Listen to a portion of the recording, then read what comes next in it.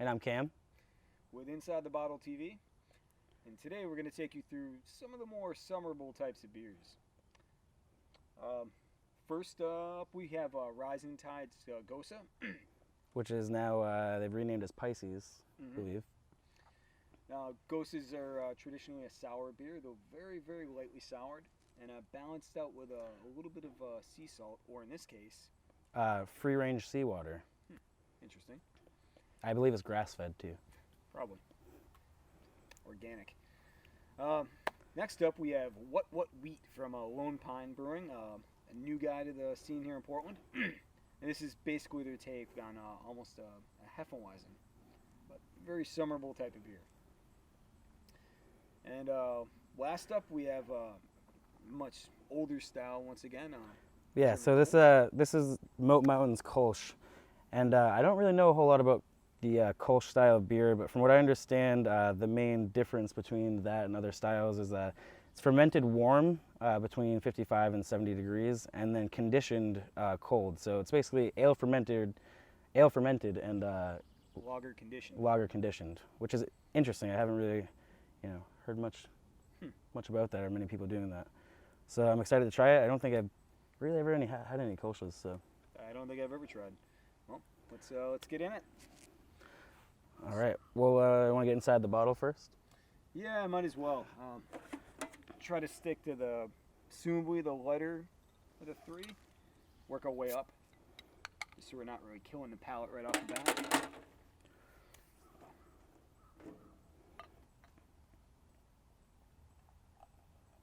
Build a little bit of head. And it's one of the things I read somewhere. I kind of like the idea is that if you actually pour your beer straight down and let it build a head, it'll actually help to trap a lot of the aromatic notes. And then let it settle out slightly. It does have quite a nice head on that. Cheers. Nice Want to get into it? Frothy head. Fairly light colored body. Almost a little caramel looking. So slight haze, but still pretty nice clarity level. Yeah, I believe for an unfiltered beer, I don't believe they filter any of their beers. So no, I'm pretty sure they don't. unfiltered, unpasteurized, bottle conditioned. There we go.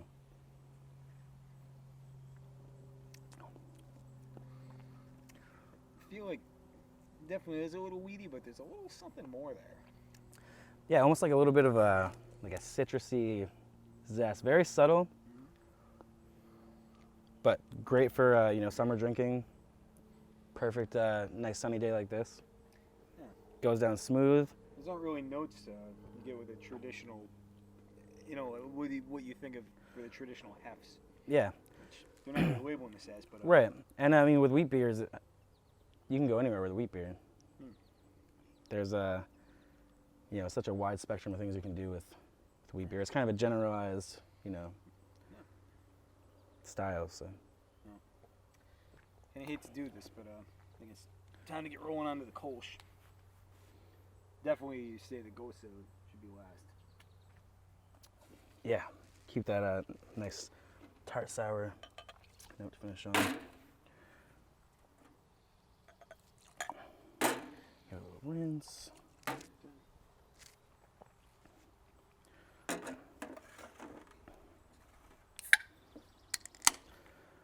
All right, so onto the Moat Mountain, which I believe they're from New Hampshire. Yep. Is that correct? Great food, by the way. Really nice smoked meats. Yeah, I haven't had the pleasure of making it down there yet. I don't get down to good old NH very often. Yeah, they don't actually have a tasting room either, but they do just have a straight up bar pub, a brew pub. Like I said, really, really nice food to go along with it. Oof, clarity right away. That lagering shows through and through. That really makes a difference for that. Yeah, that cold conditioning really helps drop a lot of the yeast and trub out of solutions. So sediment drop's got to be real good for this beer. Has a really nice nose to it. Got a little bit of wind coming through here. Dancing cans. I think I've been to that club. I remember that. Wasn't her name Wendy? We're gonna keep it PG. We won't go any further in the cans. little bit sweeter than I expected it to be. Yeah. It's still Malt. drinks pretty easy, and it's not too. I wouldn't really say malty because you don't really get that malt bite, that really like strong malt flavor, but just a little bit on the sweet end. You get like a tinge of that sweetness. I mean, still on the same note, no distinct hop notes, but just it's a very malt forward beer,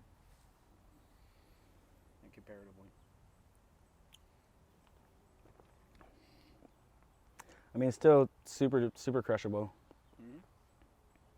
Even with that little bit of sweetness going on. It's still got a nice light it's still body. really light. Yeah.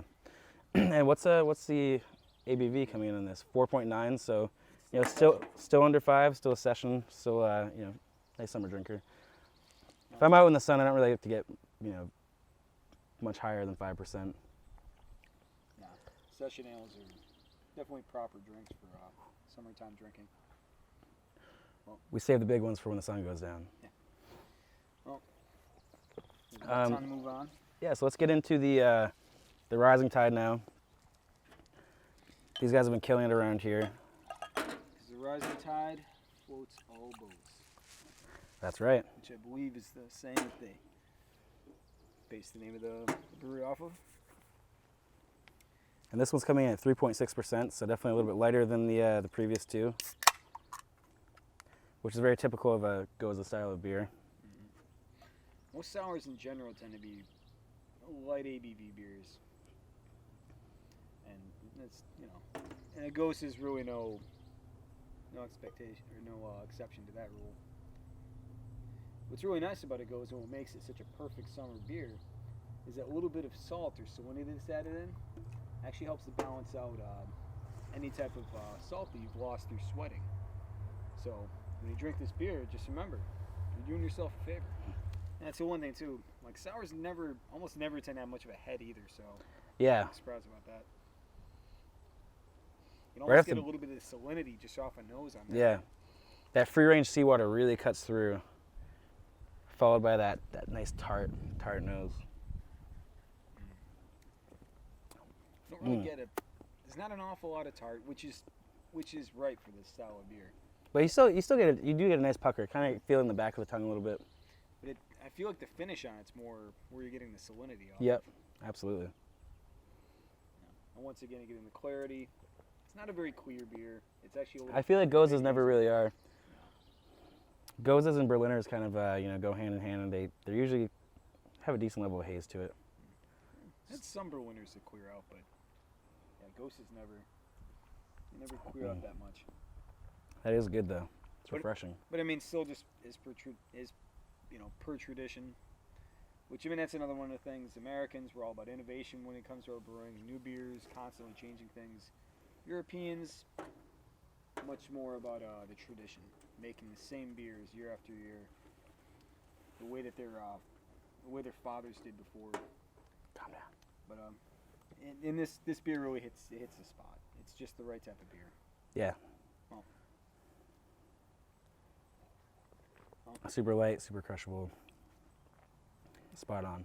Oh.